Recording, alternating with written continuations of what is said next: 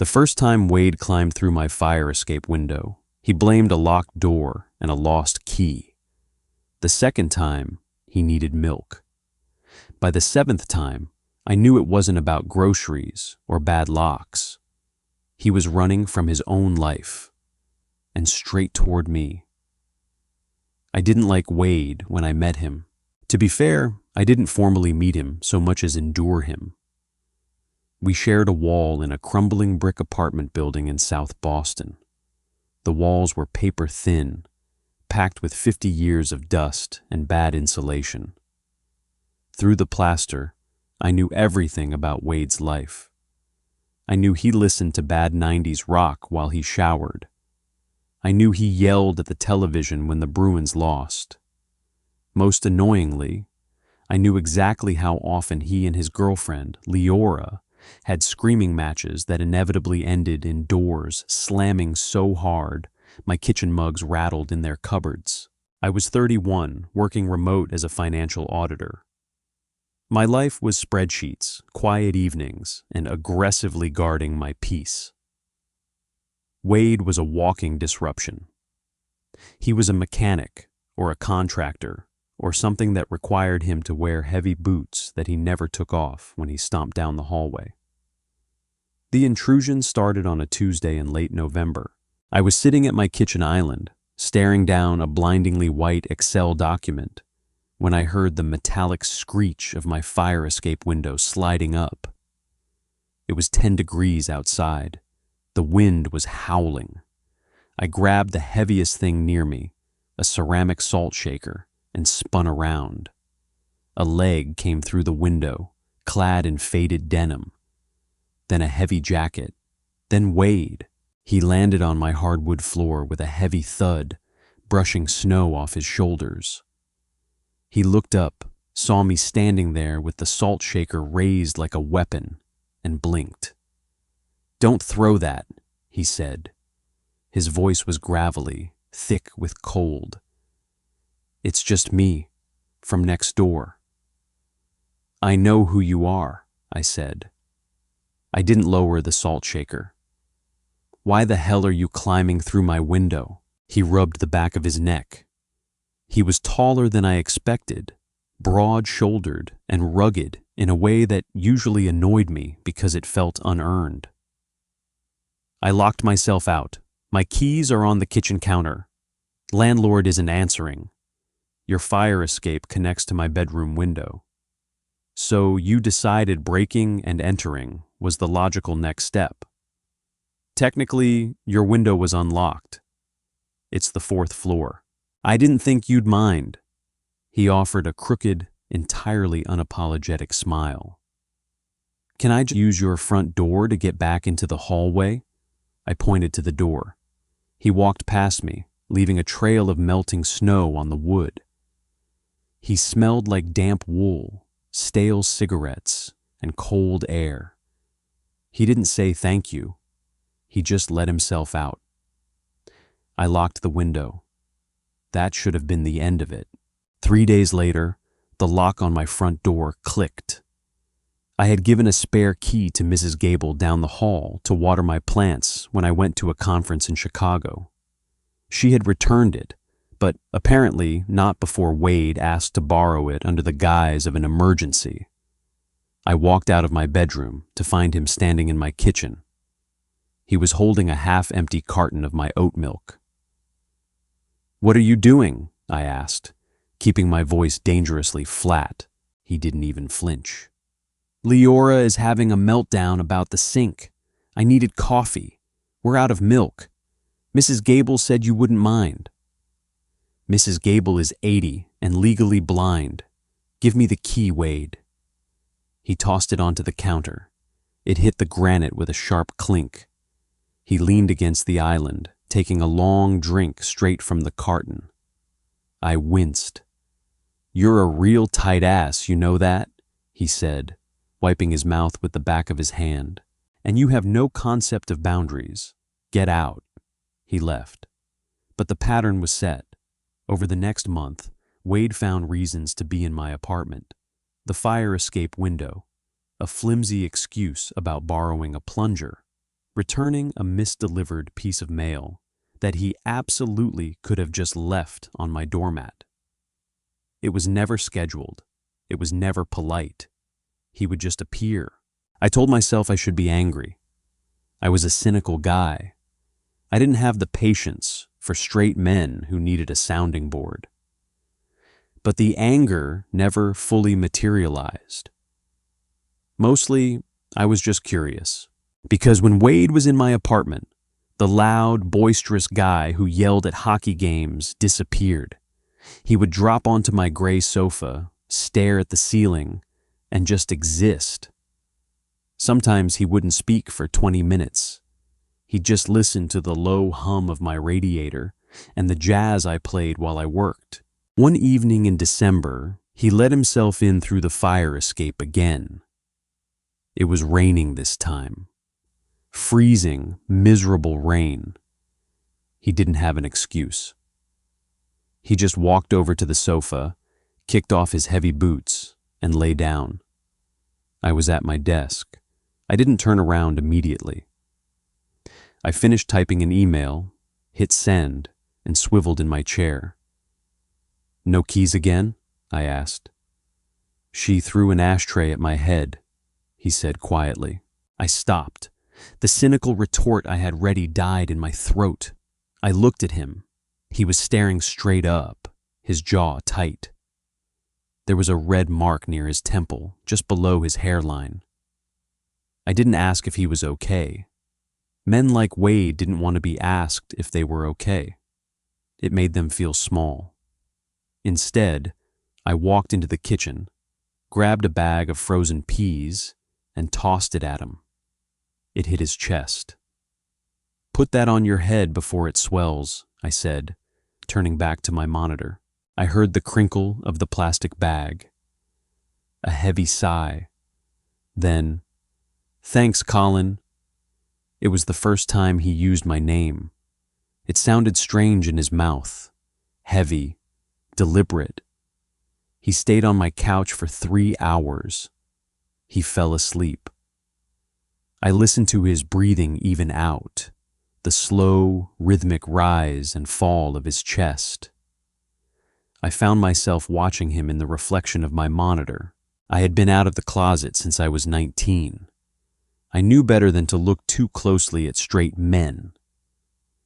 It was a tax on the soul, a dead-end street that only ever led to humiliation.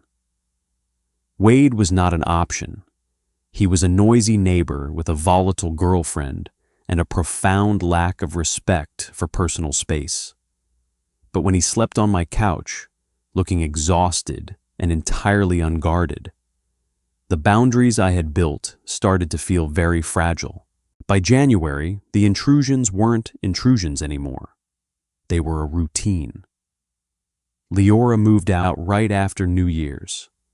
I knew this because I heard the screaming, the sound of boxes being dragged down the stairs, and the slamming of the trunk of her Honda Civic. For 3 days, Wade's apartment was completely, unnervingly silent. No music, no television, nothing. On the 4th night, I left my front door unlocked. I didn't actively make the decision. I just stood by the deadbolt, rested my hand on the metal, and walked away without turning it. 10 minutes later, the handle clicked. Wade walked in. He looked terrible.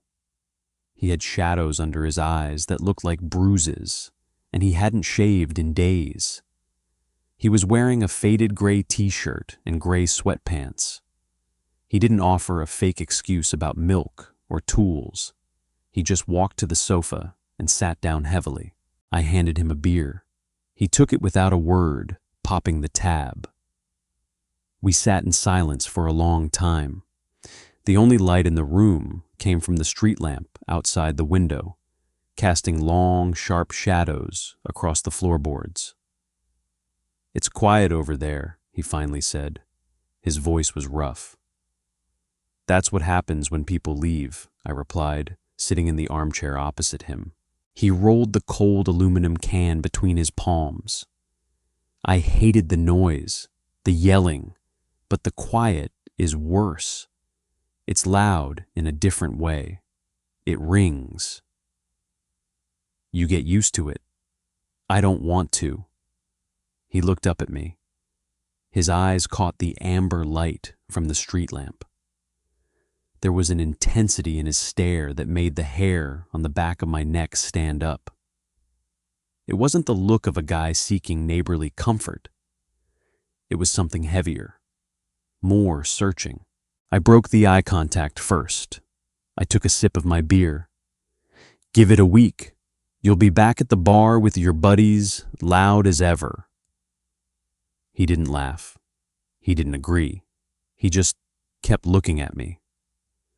After that night, the dynamic shifted. The physical distance between us began to shrink, inch by inch, in ways that felt accidental, but happened too often to be coincidence.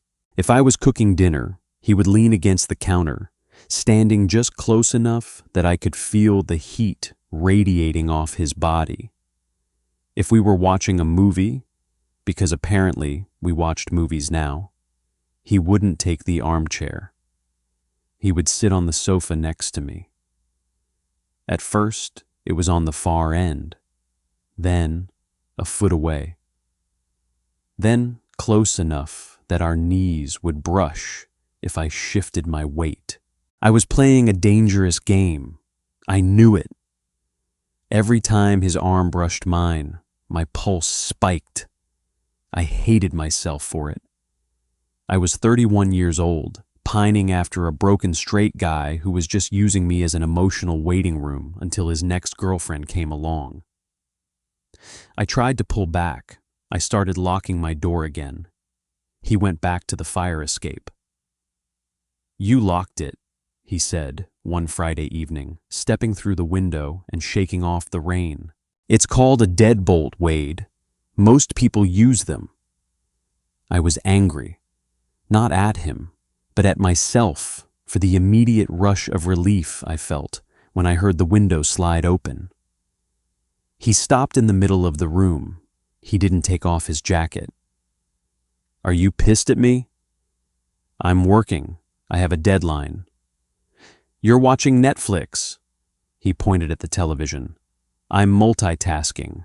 Look, I can't entertain you tonight. Go to a bar. Go find someone to talk to." He closed the distance between us. He didn't stop until he was standing directly in front of me. I had to look up to meet his eyes. My chest tightened. I could smell the rain on his skin, the sharp tang of metal and sweat. "I don't want to talk to anyone else," he said. His voice dropped an octave, losing the casual, abrasive edge it usually had. "Wade," I warned, stepping back. My heel hit the edge of the coffee table. I was trapped. "You locked the door, Colin, because you need to figure your own shit out. You can't keep hiding in here." "I'm not hiding." He took a half step forward. The space between us was non-existent. I could feel the dampness of his jacket through my shirt. "I'm exactly where I want to be."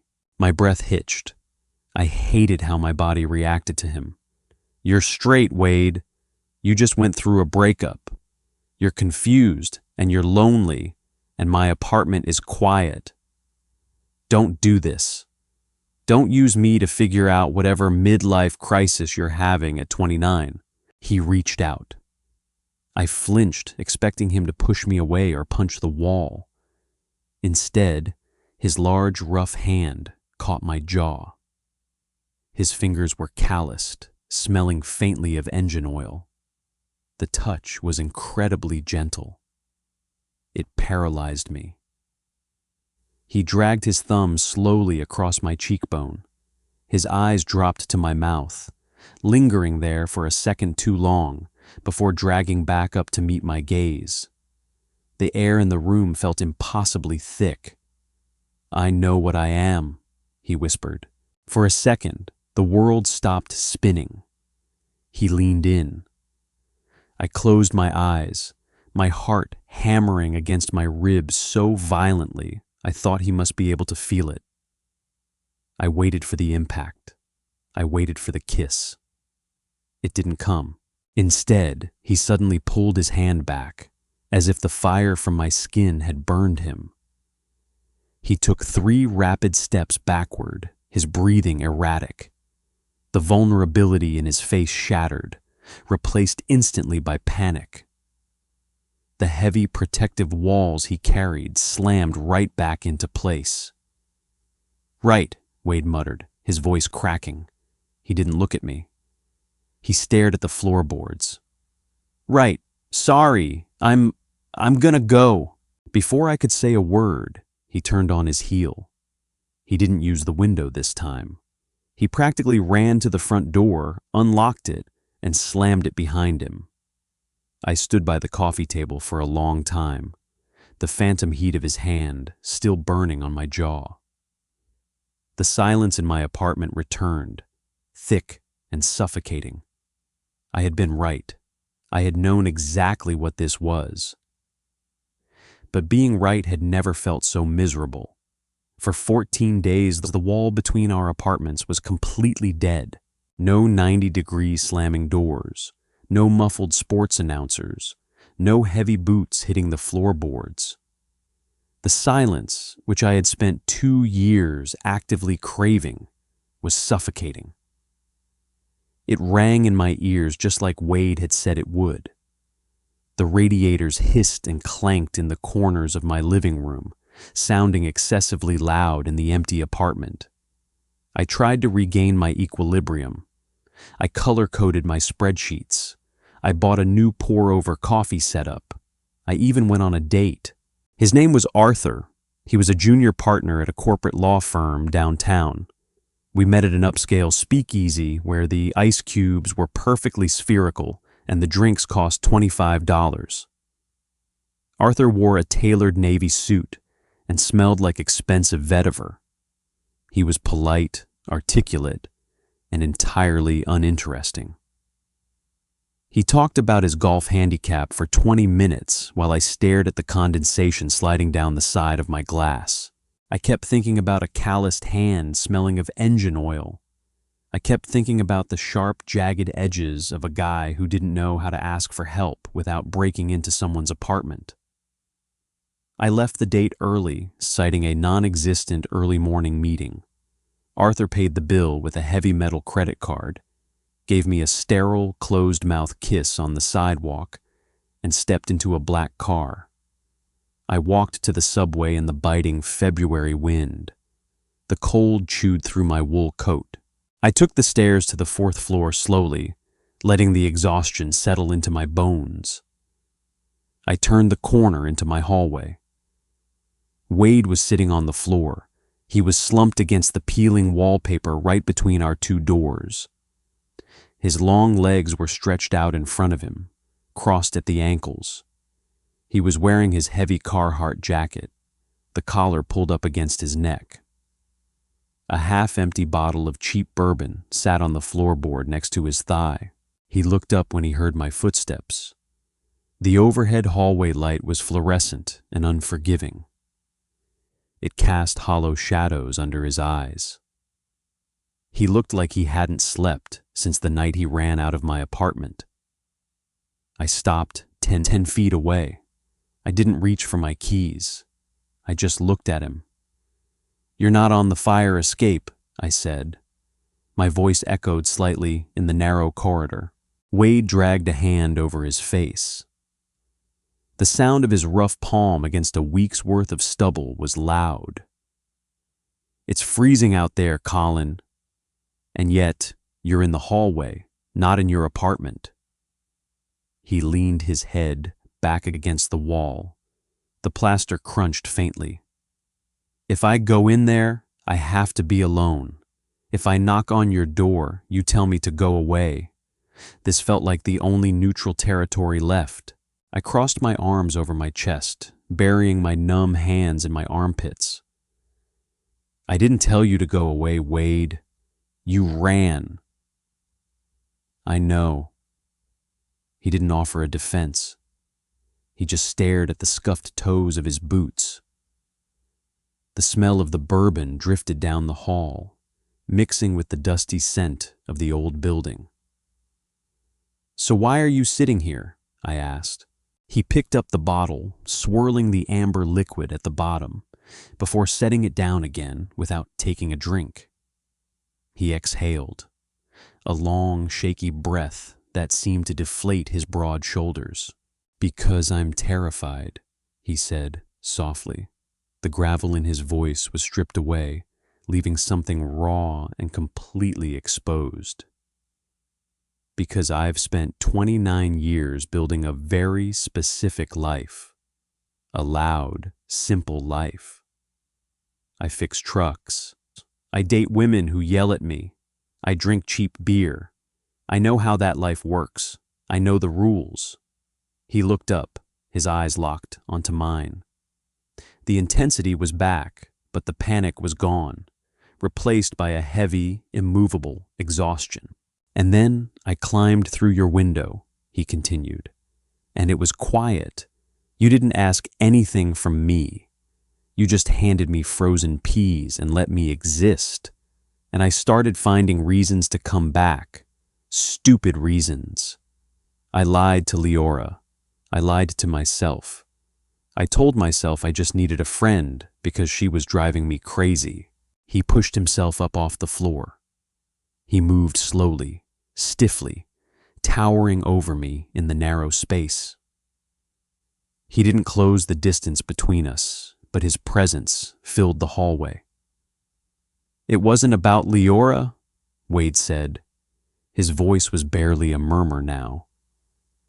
"It was never about her. It was about you. It was about sitting on your couch and realizing I didn't want to go back across the wall. Ever." My chest tightened until it physically ached. I wanted to protect myself. I wanted to retreat behind my cynicism, to tell him this was a phase, a trauma response to a bad breakup.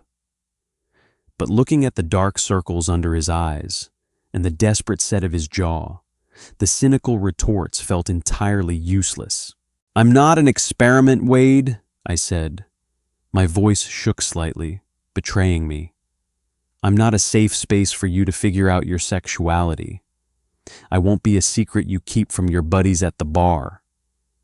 If you walk through my door tonight, the rules change. I don't share my life with ghosts." Wade held my gaze. He didn't flinch. He didn't step back. He reached down, picked up the bourbon bottle by the neck, and walked to the garbage chute at the end of the hall.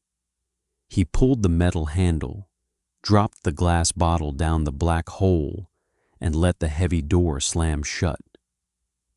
The crash echoed up the chute. He walked back, stopping exactly 1 foot in front of me. The heat rolling off him cut through the winter chill still clinging to my coat. "Open the door, Colin," he said. I pulled my keys from my pocket. My hands were trembling. I slotted the brass key into the deadbolt, turned it, and pushed the door open. The apartment was pitch black, save for the ambient orange glow bleeding through the blinds from the streetlights. I reached for the switch on the wall, but before my fingers could brush the plastic plate, Wade's hand caught my wrist. He kicked the front door shut behind him. The deadbolt clicked into place. The sound was definitive, final. "Leave it dark," he murmured. He stepped into my space, backing me against the solid wood of the door. The air left my lungs in a sharp rush. He was close enough now that I could feel the heavy, frantic thumping of his heart against my chest. His fingers slid from my wrist, tracing a slow, deliberate path up my forearm, over the shoulder of my coat, until they tangled in the hair at the nape of my neck. He didn't hesitate this time. Wade kissed me. It wasn't a gentle, cinematic collision. It was desperate, clumsy, real. His mouth was rough, tasting like bourbon and sharp winter air. I grabbed the front of his jacket, my knuckles going white, pulling him impossibly closer. He groaned, a low, guttural sound vibrating in his throat, and pressed his weight against me, pinning me to the door. The heat of it was staggering, all the pent-up tension of the last 3 months, every silent stare, every brush of knees on the sofa, every unspoken word shattered in the dark hallway of my apartment. His stubble scraped raw against my jaw. His hands were everywhere, heavy and urgent, gripping my waist, tracing the line of my spine. He kissed like a starving man, like he was trying to consume the silence he had been running from. I kissed him back with equal ferocity, entirely abandoning the careful, guarded boundaries I had sworn to maintain. "Colin," he breathed against my mouth, his forehead dropping to rest against mine. We were both panting. "Jesus, I'm sorry it took me so long." "Shut up," I whispered, pulling his face back down to mine. We stumbled away from the door, shedding layers as we moved. The heavy Carhartt jacket hit the hardwood floor. My wool coat followed. We navigated the dark apartment by memory, bouncing off the edge of the hallway console, knocking a stack of mail onto the floor. Neither of us cared. When we finally made it to the bedroom, the mattress took our weight with a heavy groan. The frantic energy shifted, slowing down into something infinitely heavier. In the dim light filtering through the window, I could see his face clearly. The panic was entirely gone. He hovered over me, his broad chest rising and falling, his eyes tracing my features like he was memorizing a map. He traced a calloused thumb over my lower lip. The roughness of his skin against mine was grounding. It tethered me to the reality of the room. This wasn't a fantasy. This was Wade, abrasive, loud, messy Wade. "You sure?" I asked, my voice barely a rasp. He didn't say a word. He just leaned down, pressing a slow, agonizingly tender kiss to my neck, effectively dismantling any remaining defenses I possessed. The physical reality of him was overwhelming. He was solid muscle and heavy bones, entirely present in a way I had never experienced. There was no hesitation in his touch, only a desperate need to anchor himself. He gripped my hips with bruised force, burying his face in my shoulder as he finally let go of the rigid control he had maintained for a decade. The friction, the heat, the sharp intakes of breath filling the quiet room, it was chaotic and perfect. When it was over, he collapsed beside me, pulling the heavy duvet over our damp skin. He dragged me flush against his chest, wrapping a heavy arm around my waist, locking me in place. I listened to his erratic breathing slow down, matching the steady, familiar hiss of the radiator in the corner. I didn't sleep immediately. I waited for the inevitable pull-away. I waited for the morning panic, the regret, the hasty retreat back through the fire escape. It never came. I woke up to the smell of burnt coffee.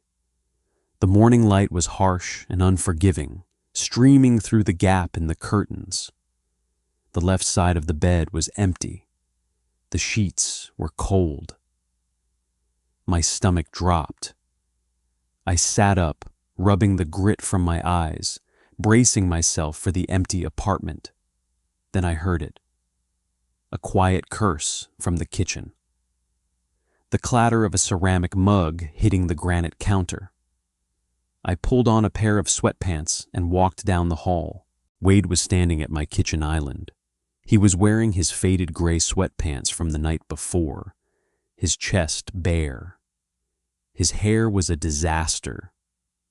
He was staring intensely at my pour-over coffee rig, like it was a complex engine he couldn't figure out how to rebuild. He looked up when I walked in. He didn't flinch. He didn't look toward the door. He just offered a crooked, slightly embarrassed smile. I think I ruined your fancy filters. It's just mud in the bottom of the cup. I walked over, wrapping my arms around his waist from behind, pressing my face into the warm, solid expanse of his back. He smelled like sleep and my body wash. He immediately leaned back into my touch, covering my hands with his. I can show you how to use it, I mumbled against his spine. Good, Wade said, his thumb drawing slow circles on the back of my hand. Because I'm not going anywhere. I looked past his shoulder toward the living room. The fire escape window was securely locked. The latch was down. The glass was frosted with morning ice. He wouldn't be using it again. He didn't need to. He was already home. If you enjoyed this raw, emotional dive into Wade and Colin's journey, don't forget to hit that like button to help the algorithm find others who need to hear it. Make sure you share this video with fellow drama lovers and drop a comment below on what you thought of Wade's hallway confession. Subscribe to the channel and ring that notification bell so you never miss out on our upcoming grounded, deeply human stories. Thanks for listening, and see you next time.